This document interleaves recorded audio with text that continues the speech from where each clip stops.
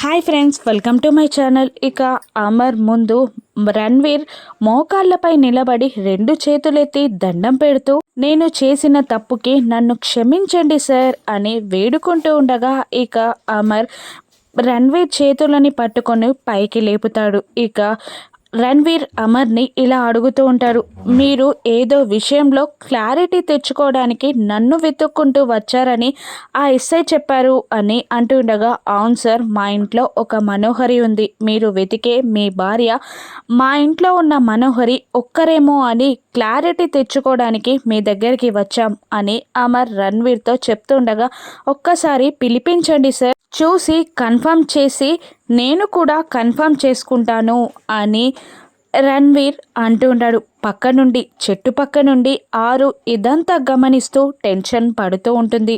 అమర్ బాగీకి కళ్ళతో సైగ చేయడంతో ఇక బాగీ ఇంట్లోకి వెళ్ళి, మనోహరి గారు, ఆయన మిమ్మల్ని పిలుస్తున్నారు అని అంటూ రణ్వీర్ వచ్చిన విషయం చెప్పకుండా మనోహరిని బయటికి తీసుకొస్తూ ఉంటుంది బాగీ. ఇక మనోహరి అక్కడ రణ్వీర్ని చూస్తూ షాక్ అవుతూ ఉండగా ఇక రణ్వీర్ అమర్తో, నేను వెతుకుతున్న నా భార్య ఈ మనోహరియే అని అంటూ మనోహరి వైపు వేలు చూపిస్తూ రణ్వీర్ చెప్పేస్తాడు. ఇక దాంతో పక్కనుండా ఆరు సంతోషపడిపోతూ ఉంటుంది.